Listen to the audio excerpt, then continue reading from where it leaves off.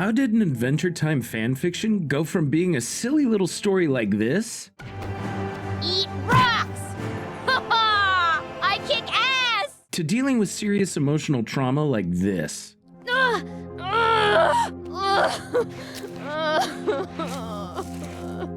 In this video, we're going on a mathematical adventure through Fionna and Cake. This is the grown-up version of Adventure Time. Just listen to the intro song in episode 1. Every time I leave my room, I wanna die. Finn and Jake's intro song is all about adventures and friendship. Fionna and Cake's is all about depression and feeling empty inside. Fun! You might be a parent who watched the show with your kid and felt bummed out that your life lacked adventures. You might be a kid who grew up with Finn and Jake and wonder when the magic left your life. Or you might have never seen Adventure Time, but you still feel like life's lost its spark. Whichever of these is true for you, this cartoon is for you. Episode 1 starts with Fionna Campbell and her cat Cake on a magical adventure. Fionna is in her magical girl era, and her sassy talking cat can transform into whatever shape she wants. That's cool. Together they chase after a mouse-shaped bus that's running away with innocent people on board. Just when things seemed really bad, Fionna is saved from the giant mouse by an ice prince and his massive, majestic ice penguin. But it's all just a dream.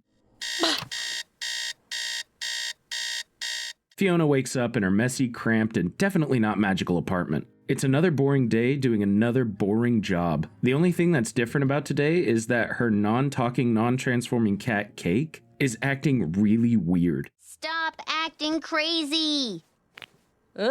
She seems tired and sad and strangely obsessed with ice. Fionna makes an appointment to the vet for her lunch break. Then she heads out for another completely unexciting day at work, bringing Cake with her in her little container. Fionna works as a bus tour guide and she honestly hates it. And things go off the rails pretty quickly. Instead of talking about the town's little landmarks, Fionna starts talking about her weird dreams. She's been dreaming about the Ice Prince for 3 days straight. It's gotta mean something, right? My dream is special. It means something. Then Cake gets out of her carrier and goes berserk. Merciful heavens!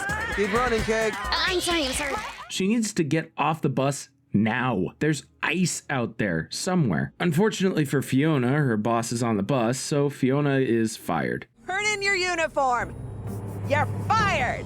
Whatever. She didn't like that crummy job anyway. And so what if this is like, the fifth job she's been fired from in the past year? Except now Fionna can't afford to pay for the vet. She visits her friend Gary Prince at the bakery where he works. Gary gives Fionna a bag of experimental cookies, which are part of his 64-step plan to get his own bakery. Psh, plan schman. Fionna doesn't make plans. Except for the vet, which she's completely forgotten about. Don't you have a vet appointment right now?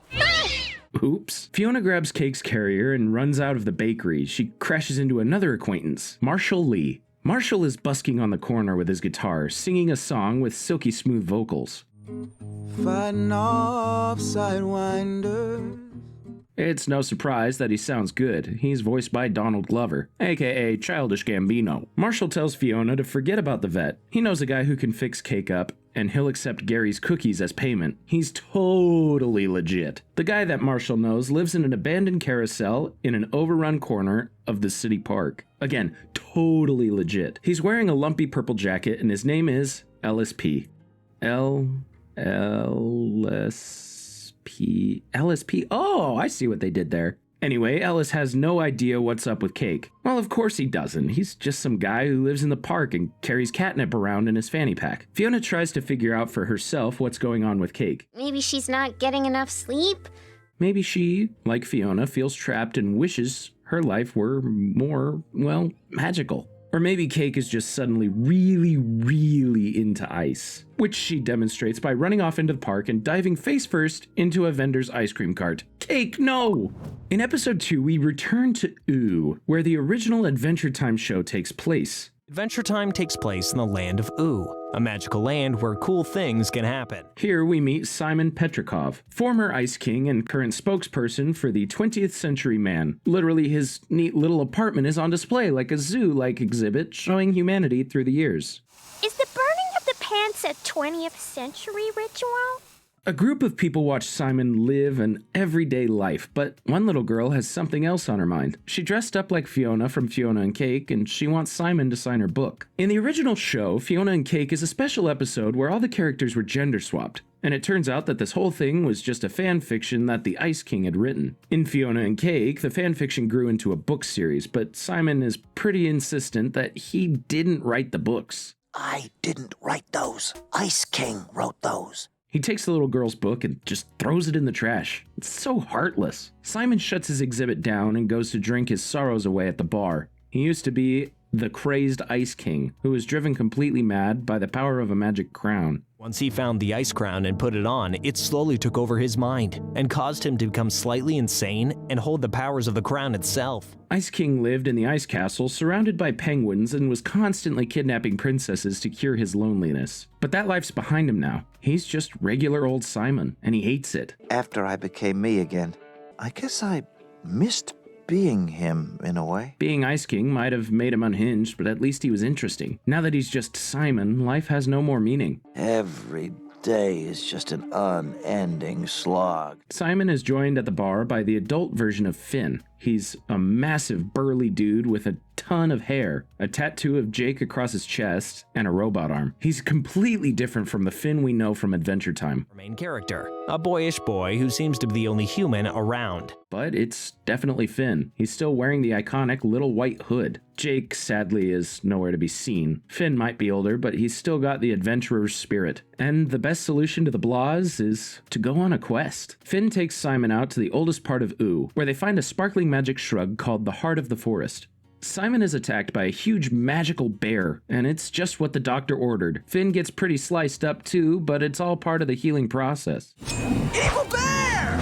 Suck these nuts! Actually, as straight-laced as he seems now, Simon used to be pretty adventurous. Before he ended up in Oo, he traveled the world as an archaeologist with his fiancée, Betty. Those days are behind him now, and he misses Betty so much. If only he could see her again. So Simon decides to actually do something about his sad life. Back home, he opens up a closet full of artifacts from Adventure Time and places a photo of Betty among them. Then he performs a ritual to reveal the path to Betty. Reveal the path and grant me passage. It doesn't seem to work until Cake the cat leaps out from the back of his head. In episode 3, Simon and Cake are surprised to see each other. Simon puts a translator collar on Cake and her yowls turn into calls for Fionna. Fionna! Where am I? Oh, Cake runs out of Simon's home and hides in the woods until the morning. The next day, Cake wakes up in the magical world of Oo. It's completely different from the gray city she's used to. It's colorful and vibrant and full of nature and talking creatures. Do you want to exchange information? You talk too? Cake wanders into a little market where she frolics among the cute critters and their wares. Cake is a cat. She does cat things like pouncing and clawing, and she accidentally goes a little too far. Why?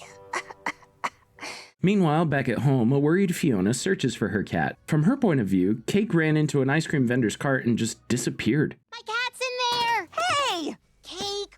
The last thing she saw was a shimmering blue portal in the ice. But I swear I saw her jump into a sparkly blue portal. So Fionna spends the rest of the day putting up missing cat posters. Missing portal posters? She goes to her friend Gary's bakery for a revitalizing iced coffee, but as she's drinking, the ice cooler begins to glow a blue light. Back in Oo, Simon is trying the ritual again, but this time it's Fionna who walks through the portal in the back of his head. Whoa, that's actually like trippy. Fionna doesn't waste any time finding Cake. She gets to her right on time. That mob around Cake looks pretty angry. Fionna fights off all the angry critters and frees her cat. I kick ass! Yeah, you do. And they win. And then they disappear. What? Episode 4 shifts perspectives to Prismo the Wishmaster. Prismo's a flat pink dude who kind of slides around on the walls instead of walking. He's enjoying a nice soak in the tub as much as a two-dimensional being can and watching TV when his remote control starts making an annoying beeping sound. The remote is warning him of an unauthorized crossover. Prismo presses some buttons and Fionna Cake are teleported right into his empty yellow room. Cool! Prismo somehow knows Fionna and Cake, and he gives Cake the power of stretch and shapeshift, just like Jake the dog in Adventure Time. Ha! I can stretch! Then he flips through the channels to find Simon. The guy's taking a shower, but Prismo teleports him to the room too. Now what? No respect for privacy over here. Okay, that's enough. What's going on here? Fionna demands some answers. And why'd you bring us here? The flat guy introduces himself. He is Prismo the Wishmaster. Like the name implies, he grants wishes. And sometimes making a wish come true creates a new wish-altered universe. The yellow room they're in is the Time Room, where Prismo keeps an eye on the Adventure Time multiverse. The thing is, after thousands of years of making other people's wishes come true, Prismo got bored. He decided to create a little universe just for himself. So he made Fionna and Cake, two adventuring buddies who lived in a land of magic. Shit, did I just copy Finn and Jake? Prismo wasn't allowed to craft anything for himself. Technically, I'm not supposed to make stuff for myself. If anyone found out he broke the rules, he would get into so much trouble. So Prismo hid Fionna and Cake's world in the most cursed mind in all of Oo, the Ice Kings. Everything was going great until Ice King was cured and turned back into Simon. It's good to be seen. Since then, Prismo's been locked out of that universe. And it seems that Simon losing his magic has made Fionna's world lose its magic too. Technically, Fionna and Cake shouldn't even exist. All of the universes are connected except for theirs, which drifts alone outside of a multiverse. It can't really be a part of the multiverse. Bummer. Anyway, this is one huge mess. Prismo needs to get rid of Fionna and Cake before... too late. A red origami bug-looking guy named Scarab shows up in the Time Room. Scarab's job is to make sure all the godlike creatures of Oo follow the rules. And Prismo, he's been acting pretty sus lately. What?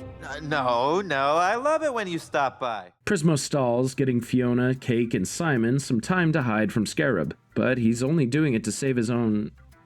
skin? Does he have skin?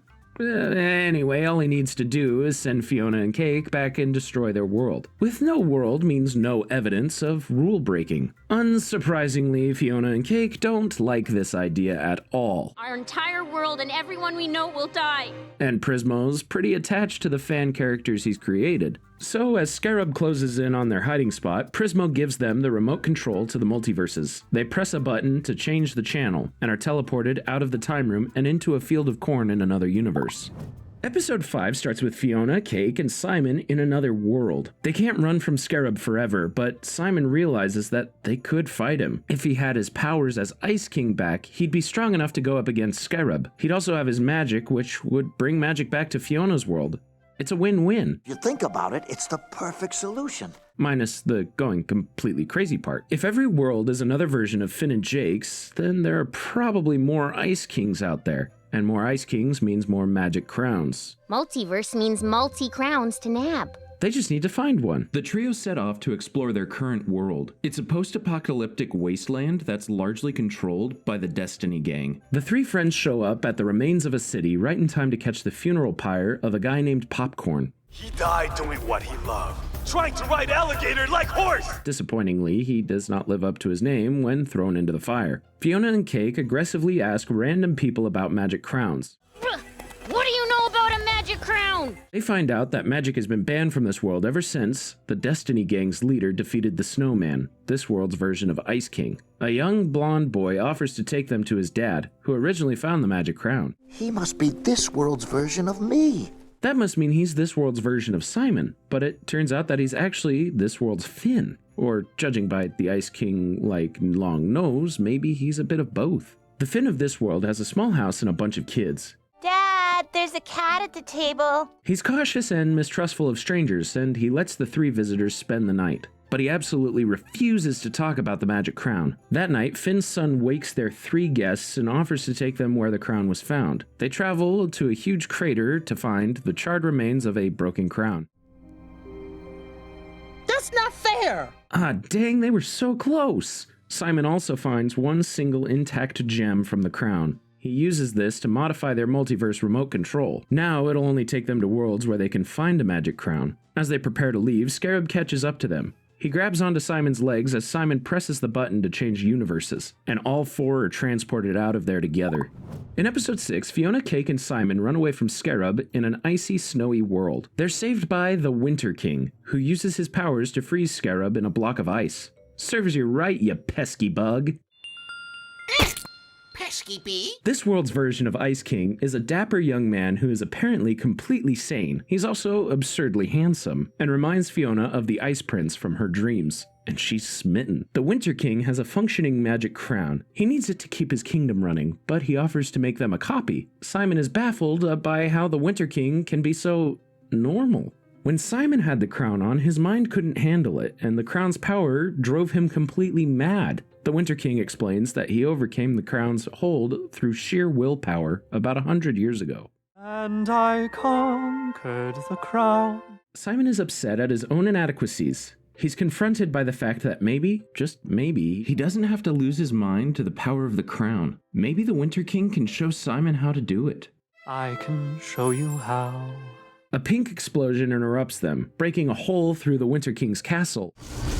Is someone cooking maple syrup in here?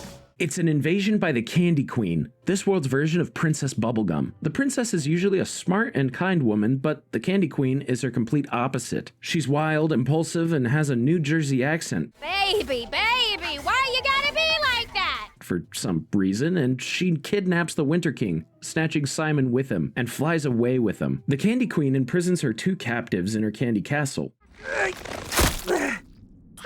The Winter King explains that the Candy Queen keeps kidnapping him. He's not too worried until she pulls out a giant blender. Okay, now he's worried. Have no fear though, Fionna and Cake are here. They followed the Candy Queen and mercilessly fought their way through the many guards to rescue the Winter King and Simon. And they arrived just in the nick of time. Fionna, Cake, she's gonna make us into batter. Fionna knocks the Candy Queen out cold and frees Simon and the Winter King. She and the King embrace, and he's literally the man of her dreams. Okay. They kiss even, and then things start to fall apart. Fionna watches in horror as the Ice Kingdom and everything in it melts. The magic crown loses its power, and the Winter King returns back into Simon. Over just a few seconds, he ages over 100 years. Fionna drops the wasted corpse of the Winter King, and it turns into dust. Creepy. At the same time, the Candy Queen returns to her normal form as Princess Bubblegum. It turns out that the Winter King didn't actually overcome the crown's curse. He just transferred the madness to Princess Bubblegum. This whole time, she's been trying to break the curse. Before they can process what's happening, Scarab finds them, and the ice that was holding him captive melted with the rest of the Ice Kingdom. Time to hop to yet another dimension. Episode 7 finds Fionna, Cake, and Simon in another universe. They appear in a destroyed city that's drained of color and full of vampires. The three do their best to fight the creepy vamps off. You have to stake a vampire's heart to kill it, right? Or Cake can just chomp their heads off.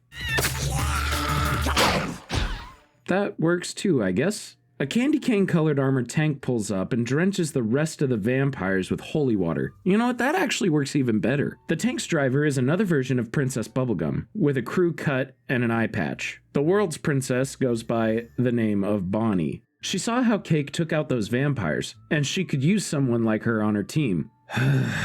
And I guess Bonnie supposes Cake's friends can come along too. In the tank with the rest of the team, Bonnie fills her new recruits in on the mission. This world's magic crown got into the hands of the Vampire King, and he's using it to keep the world dark, so that the vampires can be out during the day. Bonnie's going to take that vampire down. I'm gonna slay him or die trying. Bonnie has a plan. She and her team will infiltrate the vampire's hive, and some of them will plant garlic bombs, while their best sharpshooter will knock the crown off the Vampire King's head. They'll detonate the bombs, forcing all the vampires to fly out of the hive. With the crown disabled, sunlight will return to the world, and they'll all burn up. The only problem is the Vampire King's vicious right-hand man, the Star. What we really have to look out for is the Star. All their plans go right out the window when the tank is taken out by a trap. Do you like my welcome?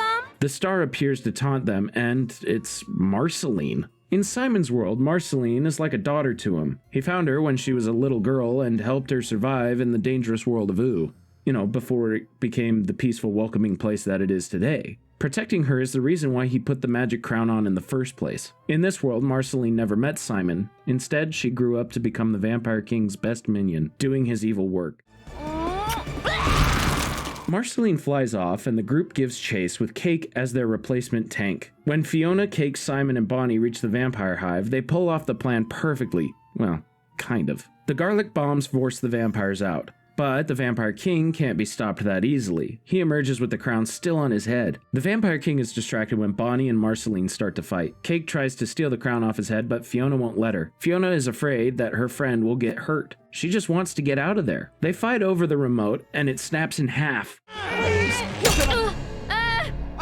Oops. Fionna desperately pushes a button on the broken remote, and she, Cake, and Simon are zapped out of that universe. In episode 8, Fionna, Cake, and Simon pop into a world that's an empty wasteland. The remote is broken, and they only have this one last chance to find the magic crown, or they'll be stuck in this sad world forever. With nothing better to do, Simon tells Fionna about the love of his life, Betty. Simon used to be an archaeologist. He met Betty while giving a talk about magic relics, and she became his devoted follower and fellow adventurer. Simon was ridiculed for believing in magical artifacts until he actually found one. Their mission accomplished, he and Betty parted ways. But they wouldn't be apart for long. Simon tracked her down just as she was about to leave on a trip without him. He confessed his love for her. I want you by my side. And then they didn't leave on their adventure together. No, her love was so strong that she stayed home to support him. That's romantic, I think. Fionna, Cake, and Simon decide to explore their current world, and they find Finn and Jake's little robot TV/video game console/friend, BMO. BMO takes them where the Ice King's castle used to be. On the way, they pass by a rock igloo where BMO says her friend Jerry lives. In the ruins, they find some of Ice King's old diary VHS tapes. They're pretty unsettling, to say the least. Ice King was a sad, lonely guy, and Fionna is really bummed at seeing them. Is this what'll happen to Simon if he puts that magic crown back on? Next, BMO takes the three to Candy Castle to see Princess Bubblegum, but the scene at the castle is even more upsetting. They don't see a single living being in or around the castle, and Princess Bubblegum is just BMO, wearing her crown. One is simply helpless without good help around. Oh geez, poor BMO. Is BMO all alone in this world? BMO explains. One day, everyone was a skeleton. Then, Jerry came. Yeah, that kind of explains everything. Hold on, wait. No, it doesn't. BMO has an idea on how to fix their remote. He'll just use his robot heart to jumpstart it. Yes, feels great! It's working! It works, but the strain is too much for his little robot body. Poor BMO sacrifices himself to help Fionna, Cake, and Simon. Oh, BMO, no! They bury BMO and go look for the Jerry guy. Inside the igloo, they find Jerry, aka the Lich. He's an all-powerful being with a taste for destruction, but he seems kind of bummed out. He managed to get rid of all of the life in this world, but now he's lost. What do you do when you fulfilled your life's mission? Then Fionna does something completely unexpected. She pulls a magic crown out of her bag. She's had it this whole time? She found it when they were at Ice King's old home. Fionna doesn't want to force Simon to become the sad guy she saw in the tapes. Simon, you can't change into that super sad guy. Plus, she's scared. Will changing her world also change her friends? Simon insists on going through with it, but first, he needs to get to his Betty. He pulls on the power of the Lich to do the ritual again. A glowing blue portal opens in the back of Simon's head, and Fionna and Cake run through it. Then a red portal opens up beneath him, just as Scarab appears. This guy just has the worst timing I've ever seen. Simon and Scarab disappear into the void. In episode 9, Fionna and Cake finally return home. They did it! Now all Simon has to do is put the magic crown back on his head and the magic should flow right back in. Meanwhile, Simon finds himself in a dark void with green Tetris blocks floating around. Simon faces the remains of his beloved Betty. She's now a monstrous force of chaos, with many eyes and a smile only a mother could love. Known as Golbetty, aka Golb. It was Betty who saved Simon from being Ice King by morphing with Golb. He feels like he's wasted the chance that Betty gave him, but now he can find a purpose to his sad little life by helping Fionna and Cake. He starts to put the crown on his head and is zapped into another universe. Simon's body stays trapped with Golb, while his mind pops into the body of a little white cat creature. This little cat guy is on an adventure with his big orange dog friend. The episode starts off with two friends, Beth and Shermie, who live roughly 1,000 years after the outcome of the Great Gumball War. At Simon's request, they visit a nearby library and find a book about the magic crown. This world's Simon Petrikov wrote a history of the crown too. This isn't just a normal story, it's a choose-your-own-adventure book, if you will. It follows two adventurers named Casper and Nova in search of the legendary magic crown. Simon, in his new weird little body, and the big orange dog sit down to read the story together. Meanwhile, Fionna and Cake find their friends, Gary and Marshall Lee. They don't believe Fionna about her adventures at first. Simon, what's the holdup? But it's hard to ignore a talking shape-shifting cat. Back in the void, Scarab is left with Simon and Golb. Simon is frozen in place with the crown held inches from his head. Scarab tries to take advantage of this and destroy Simon, but Golb won't let him. She turns him into a bunch of creepy crawly red bugs. The Scarab bugs scramble up Simon to escape from Golb. They skitter into the blue portal on Simon's head and out into Fionna's world. In episode 10, Simon continues the adventure of Casper and Nova. He's convinced that it'll tell him something about the crown and why Golb sent him there. I have to decode the secrets of this book. He reaches the final chapter and is faced with another choice. He can either let Nova hold the gate to the crown open and get crushed, or he can save her with a potion and forget her forever. Those are both horrible choices. Simon wishes he had more options to choose from. The big dog gently suggests that there might have been more options if Simon hadn't picked Casper's choice every single time. Maybe there would be if you hadn't picked Casper's options every time. Did he really do that? Simon didn't even realize. He thought Casper and Nova were adventuring together, in love, and happy. And they kind of were, but not on equal footing. Sound familiar, Simon? Simon's mind leaves the cat creatures. He sees a vision of what might have been with Betty if he had gotten on the bus with her that day. He's been selfish without even realizing it. Betty was happy to follow him as he chased his dreams, but he did nothing to support her in return. If he had, maybe they would have had better choices in the end. This isn't how it happened. No. But there are no do-overs in life. Simon makes his peace with Betty, choosing to have no regrets and appreciate what they had together. Simon can't change the past, but he can do something to help Fionna and Cake's future. While he's been battling his inner demons, they've been fighting the very real Scarab. Fionna and Cake's universe shouldn't exist, so Scarab has been destroying it piece by piece. As Simon finds a reason to live, Fionna finds a reason to fight. She doesn't want her world and her friends to change. Don't change anything. This is the world we want to fight for. But her world is quickly draining of color. It honestly might be too late to save it. Simon throws the magic crown into the void. He'll find another way. He coughs up a floating pink cube which turns into a dandelion. Fionna world. It's Fionna's world. He hands Fionna the magic dandelion through the portal in his head. It's up to her what to do with her own world now. Fionna makes a wish and blows on the dandelion. The magical seeds float around her world, restoring color to everything they touch. Their secret universe floats over to the rest of the multiverse and latches on, becoming canon. Since they're legit now, Scarab can't hurt them anymore. Huh? Fionna and Cake fight side by side to defeat Scarab and save their world. In the aftermath, Fionna's world and Ooh settle into a new rhythm. Fionna's universe rebuilds from Scarab's damage. She keeps in touch with Simon and starts to find joy in the everyday. And some magic has even leached into her world, making it a bit more vibrant and alive.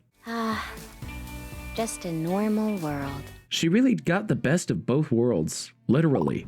Episode 11 starts season 2 of Fionna and Cake. Phew, how do you follow up saving the world? And how do you go back to your regular life after something like that? Cake has a place of her own now, like the strong, independent cat that she is. Cake! Hey, babyface! Simon is living with Marceline and Princess Bubblegum as he starts his new job as a professor of magic relics. And Fionna is helping her friend Gary fulfill his dream of starting a bakery with his new boyfriend Marshall. Oh, they got together. Fionna seems to be doing well on the surface, but something isn't quite right. She saved the world, but she's still the same old Fionna underneath. She's doing her best for her friends, but she also seems to be stretching herself pretty thin. Deep down, you know, you're a true loser. Is she really enough? Marshall and Gary are living together on an abandoned lot, where Gary prepares to open the Sweet Spot, a little bakery run out of a truck. Things are going really well, maybe a little too well though. Their dreams come crashing to a stop when Fionna's old boss, Queenie, shows up on their lot. This place belongs to me! Turns out it's Queenie's property and she's come to take the space back and crush Gary's dreams of opening a bakery. My dreams are in there! They're my dreams now. Meanwhile in Ooh, Finn has gone missing and his leafy girlfriend Huntress tracks him down to a cave in the forest. Have you been training animals to feed you? He's been there since his quest with Simon, when they fought that bear at the heart of the forest. Finn was wounded in battle and got scratched up by the magical glowing bush. The poison has been slowly killing him. Huntress drops Finn off with Simon at the School of Magic. Drama behind me. Then she heads to the heart of the forest to find a cure for Finn. In episode 12, we learn that Huntress trained with one of the green wizards when she was young. These wizards get their power from the magical bush at the heart of the forest. Huntress has no trouble finding the spot where Finn got hurt, or the bear who caused it. The bear is actually Witch Wizard, another one of the green wizards. She's big, angry, and not about to let Huntress get past her, but Huntress is crafty and quick, and she gets past the Witch Wizard and runs to the bush. All Huntress needs is a little bit of the heart's sap. Then she might be able to make an antidote to Finn's poison. But Witch Wizard warns Huntress that something horrible might happen if she harms the bush. Like what? Something dirty? Finn's life is at stake here. Huntress ignores the witch's warning and collects some of the bush's magical green sap. She only means to take a little bit, but tons of sap comes gushing out. The bush starts to move and lifts out of the ground. It's revealed to be the horn of a magical unicorn-like creature that's been buried underground for countless years. It tries to break away, but its leg is chained. In a frenzy, the creature's head turns into a green portal, and Huntress is pulled through. Huntress wakes up inside a green world of branches and roots, and her body's all torn to pieces, but she doesn't seem to mind. Huntress turns into a blobby green spirit. She watches her hands, feet, and other bits of her body turn into seeds and get scattered around different worlds. She's desperate to get back home so she can cure Finn. If she doesn't, he might die. A voice emerges from the void. It tells her if she wants to leave this place. She just needs to choose a direction and grow. Huntress focuses her mind and finds a seed. She leaves the green world and becomes a tiny seedling in Fionna and Cake's universe. The little Huntress seed plants herself in a pot in Fiona's room. In episode 13, Fionna tries to get Gary and Marshall's bakery location back. She's discovered that Queenie is selling the place. Great! All they have to do is buy it back, and then they'll be good to go. All they have to do is get $50,000 in less than a week, without a job. Should be super easy. Then Fionna has a brilliant idea. Fundraiser. They could hold a fundraiser. Fionna turns to her world's version of Huntress, a park ranger named Hunter. They're a sweet person who loves nature and flowers. And they work at the city park, which is a perfect place to host a fundraiser. Hunter offers to set up a meeting with the park committee for Fionna. Fionna is excited about helping her friends, and then immediately forgets what she was doing when she literally bumps into her musician ex-boyfriend, DJ Flame, real name Felix. Felix broke up with Fionna after 6 months with a text, but Fionna seems to forget this. Clearly, she still has some feelings for him, and maybe he feels the same. Felix invites Fionna to watch him perform at a club that night. The fundraiser can wait. Tonight is the night for rekindling old flames. Get it? Flames. That night, Fionna gets all dolled up and goes to the club to see Felix perform. Her heart skips a beat when he announces to the entire club that his girl is there. Hey, my girl's here! Come on up, baby! Could it be? No, it's not. Some other girl comes on stage and kisses him. She could be Fiona's twin, but with green hair. Fiona's crushed. She's been replaced by a look-alike. Fionna stumbles home from the club, sad and drunk. It's not a good combination. She stumbles into Hunter and tries to kiss them. Whoa, no! But they stop her. Man, she really is messing things up. By the time Fionna finally gets home, she's in full self-pity mode. She wallows in despair.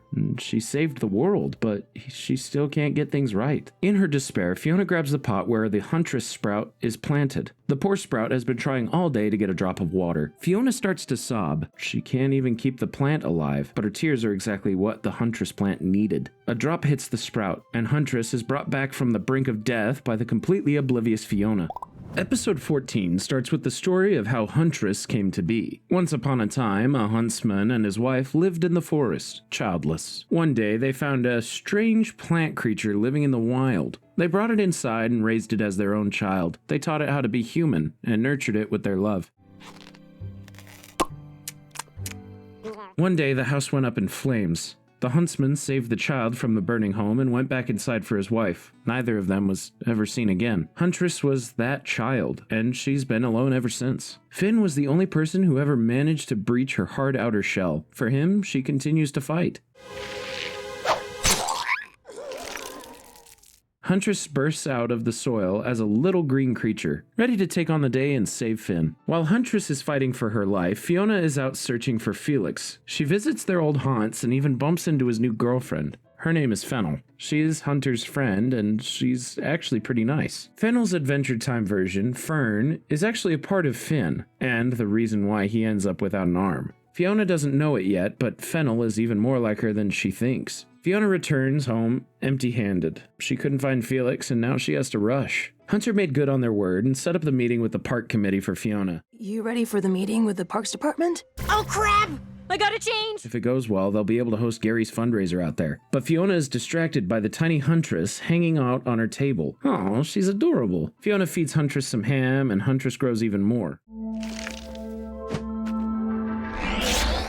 Fionna decides to go on a shopping spree for the little sentient sprout. At the store, Huntress gets her grubby little hands on more meat and grows to her full size. Now I'm on the other side of the register. Nudie! Huntress runs straight to the park and starts hugging all of the trees. Fionna is joined by Cake, and they call Simon to figure out what's going on. Simon is with Marceline and Princess Bubblegum at the princess's lab, and they've been running tests on the poisoned Finn. He's not doing too well, and he's getting worse by the minute. Huntress refuses to get help. She can do this on her own. Stay out of my way, princess. And then she passes out from exhaustion. Cake carries Huntress home, and on the way, Fionna realizes she completely forgot the park meeting. How could she do this to Hunter? And to add insult to injury, Fionna, Cake, and Huntress arrive at Fiona's home to find an eviction notice. Oh, I still have rent! What, you mean heroes still need to pay rent? Oh boy, Fiona's really failing at this whole adulting thing. In episode 15, Fionna and Huntress stay over at Cake's apartment. They have breakfast together, Pop-Tarts for Fionna and Cake, and a huge pile of ground meat for Huntress.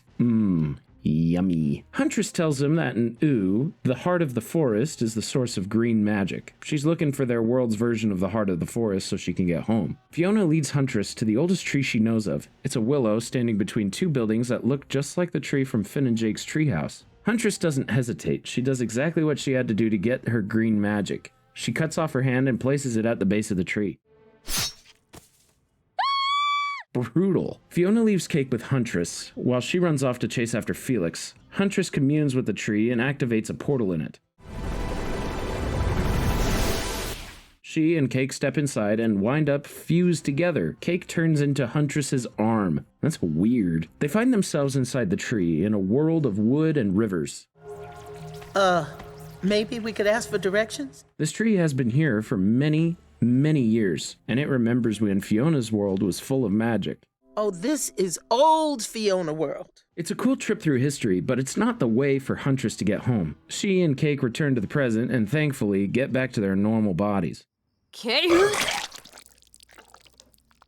Meanwhile, Fionna manages to find Felix, and he agrees to help with the equipment for the fundraiser. And that's one step in the right direction. As Fionna walks home, she passes by Gary and Marshall's lot, and to her horror, Queenie is there with a crew preparing to demolish it. Fionna thought she had a whole week left, but Queenie really doesn't like Fionna. She bumps the price up to $70,000 and stops the demolition.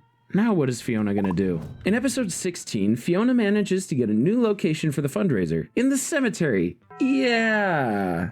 Fionna asks Marshall's mom for help. His mom is loaded, but his relationship with her is strained, to say the least. He spent his childhood trying to conform to her version of what he should be. Then he spent his whole adult life shaking those chains off and learning to let himself be the creative, carefree person that he was meant to be. Needless to say, he's not thrilled about holding Gary's fundraiser in the family crypt. That night, Huntress dreams that Finn gets hurt and she's unable to help him, but she notices something in her dream that doesn't belong. A swirly orange owl, the Cosmic Owl. The Cosmic Owl is a magical being that visits people's dreams to deliver a vision of their death. And when he does, those dreams always come true. Huntress wakes in a panic. The Cosmic Owl is on his way to give Finn a death dream. She can't let him get to Finn first. She needs a conduit, something to connect her to Finn's mind. Fionna is kind of like Finn, right? Huntress commands Fionna to think of Finn and latches onto her mind with root-like finger tendrils. They find themselves in Finn's mind, and he's dreaming of adventuring. Of course. This is Finn, after all. Adventure is his whole thing. Fionna joins Finn and does everything she can to keep him safe, no matter what. And Finn just keeps dying over and over and over again. Fionna marvels at Finn's ability to brush it off each time and just keep on going. How do you keep going? That's what heroes do.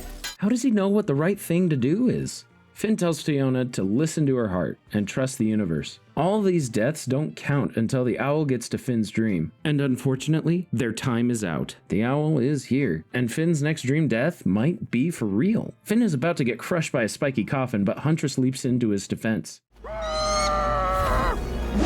She manages to kill the owl, but Finn dies anyway.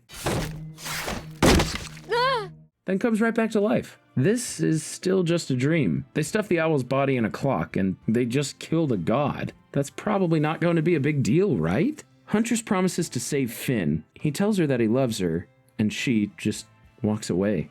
Tell him how you feel about him, you big dummy. Fionna and Huntress wake back up at Cake's place, and Fionna realizes she needs to follow her heart. And right now, her heart is telling her she needs to find Felix. She runs out to the radio station where Felix is hosting a show, and he admits that Fiona's been on his mind. He wants to play at her fundraiser. In episode 17, the fundraiser is looking promising, with a big name like DJ Flame, aka Felix, headlining. They're sure to draw in a huge crowd, except Fionna waits all day for Felix at a tech demo at the mausoleum, but he never shows. Furious, she storms to his house at night. His girlfriend Fennel is there, alone and freaking out. Felix never came home last night, and she's really worried, and she wants to start a manhunt for him. Fiona's got an even better idea, though. She turns to Huntress for help. She's a master hunter and tracker, after all. Huntress grows a little tree on her hand, and Fionna and Fennel munch on the leaves. All the leaves. The plant is supposed to give them wizard eyes, but they just go a teensy bit overboard and start seeing some pretty trippy stuff.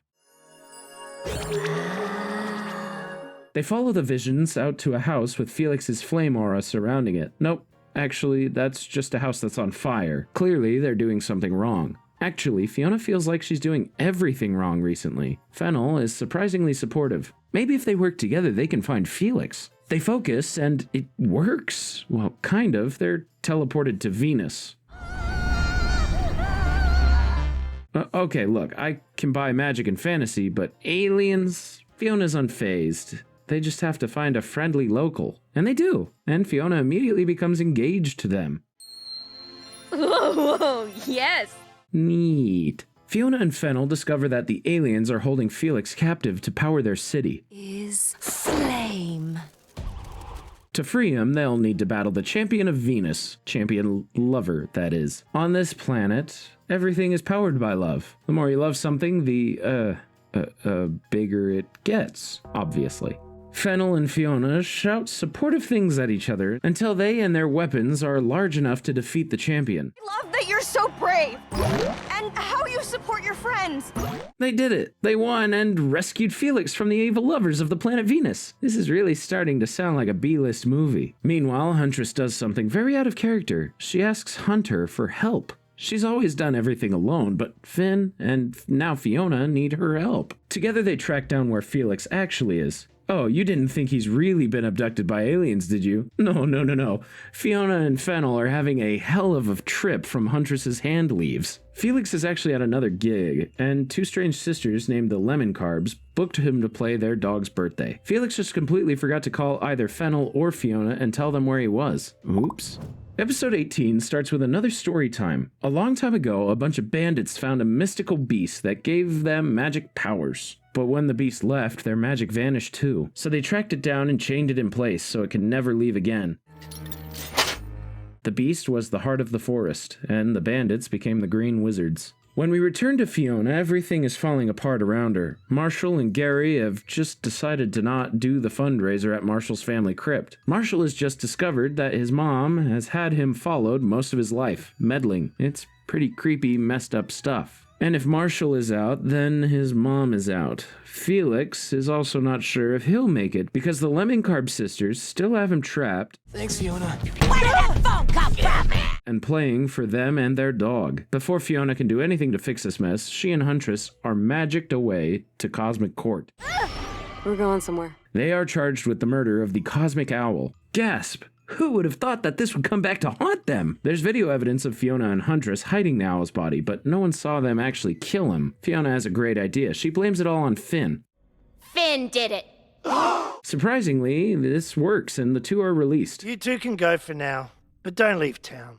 Nice. Back at home, Cake is left to fix Fiona's messes on her own, and she does so. Remarkably well, actually. First, she rescues Felix from the lemon carbs. While she's there, she realizes that the lemons have the perfect setup for a last-minute party. They even have a stage ready set up and everything. Cake spreads the news the fundraiser is back on at the carbs. The fundraiser's a huge success, and everyone pitches in to support Gary. Marshall gets to perform his own song for the gathered audience, and even Felix plays the gig he promised everyone. Cake borrows some filming equipment from a nearby TV station and broadcasts the fundraiser to the whole city. Everyone donates just $2. It could make all the difference. She collects enough money for Gary and Marshall to buy back their little lot for Gary's bakery. Woo, they did it! Fionna and Huntress return to Fiona's world as the fundraiser comes to an end. Fionna is devastated that they did it without her. After all the hard work she did to help them, in the end they didn't even need her. Felix walks out to where Fionna is standing, and in a desperate move to regain control of something in her life, Fionna kisses Felix.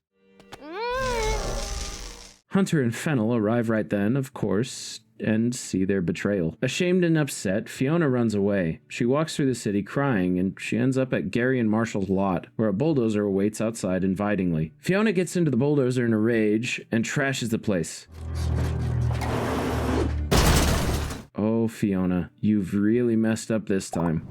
In episode 19, Huntress finally understands why she can't find the heart of Fiona's world. It's inside the roses that grow all over. It's everywhere. Huntress finds a very depressed Fionna and enters her head with a new understanding. But Fionna pulls an Uno reverse and stumbles into Huntress's head instead.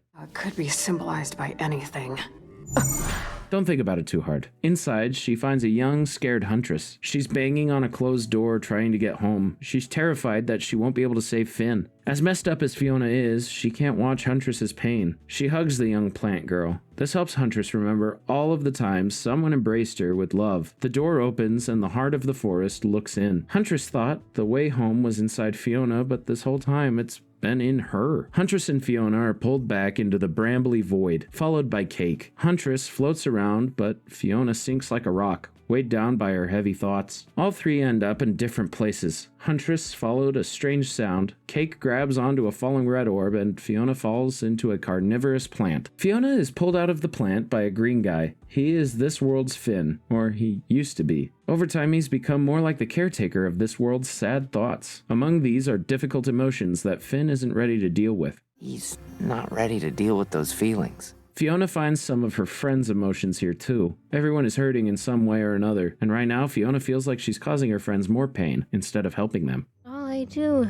is hurt everyone around me. Once she's ready to face her emotions again, Fionna and her green companion rejoin Cake and her new friend, the Karmic Worm. They're in a world between worlds. In this space, buried emotions turn into falling red spheres. These are then eaten by a friendly translucent karmic worm. Sometimes thoughts are ignored and forgotten, but other times they come bubbling up to the top over and over until the person is ready to deal with them. It turns out that the karmic worm is the cosmic owl's brother. They tell him that the owl is dead, but the worm brings him back by breaking open a ball of the owl's regret that hadn't been processed. Dude. That's the thing with gods. They're pretty difficult to kill. And since the owl's alive again, Fionna and Huntress are off the hook for killing him. Whew, that's one problem taken care of. Huntress rejoins them, and she's found a way back to Fionna and Cake's world. Huntress needs to return to Finn, and Cake decides to stay with the worm for a bit. Looks like Fiona's on her own. Fionna really messed up this time, but it's not too late to set things right. She says goodbye to Cake and Huntress. Then she returns home to face her friends. In episode 20, Finn is dying. This is Finn the human's last day! Princess Bubblegum, Marceline, and Simon have one final last-ditch effort to save him. They're going to try and digitize Finn's soul. It will either save him forever or end his suffering. Huntress is so close, but the weighted ooh has been shattered. She's trapped just out of reach of her beloved Finn, but she doesn't give up. She connects to the tree and reaches out to all of her seeds in the other worlds. She reaches out to each one in turn, looking for the way back home. Meanwhile, in ooh, Finn is transferred to his digital coffin. The process of turning him into data starts, but something's wrong. Something's wrong! Get him out! Finn starts to glow, and a glowing tree grows from the wound on Finn's back. Huntress emerges from the tree, now with large blooming branch antlers. She pulls on the life force of every one of her seeds in every one of the worlds. She pulls so hard that the multiverses she's touched unite into one. And together, it's just enough to bring Finn back. He's alive, but something is still wrong. While Huntress fights for Finn's life, Fionna tries to make amends. She faces Marshall and Gary, begging for their forgiveness. She listens to Fennel, telling Hunter she really wanted to be Fiona's friend. And she explains to Felix that she wanted him for all the wrong reasons. None of these feel satisfying. Nothing is resolved. It's messy, just like real life. Cake finds Fionna with a message from Huntress. Get into Finn's head and look for clues. Fionna dives right in. Finn's mind is empty, but she finds a hidden pathway to his heart. Finn? There, inside a dark chest under a trapdoor, is a young Finn. Found you. He feels small and unloved. Fionna tells him that people love him. Huntress loves him, even if she doesn't say it out loud. I know she's as expressive as a tree stump. She doesn't really have to. She shows it with her actions. She's been fighting so hard to save Finn. This makes Fionna realize that she doesn't have to fix everything either. She just has to listen to her friends, communicate better, and show them that she cares. Finn takes Fiona's hand. His soul is restored and he wakes up in Huntress's arms. Finn! Hi, babe. Back in her world, Fionna surprises Gary and Marshall with a home-cooked meal. I made you dinner. Oh, Fionna. Is that a hot dog cake? Whatever, it's the thought that counts. It's not enough to fix everything, but it's a good start. They work together to rebuild and finally open Gary's bakery. In Ooh, Huntress joins Simon in teaching the magical school, and Fionna, Cake, and her friends explore beyond their city. To new adventures. And that's the whole story of Fionna and Cake, in all of its messy, emotional glory. Please feel free to click on another one of our videos and watch and enjoy. Please like, subscribe, comment, do all those other awesome things you people do, and I'll see you next time.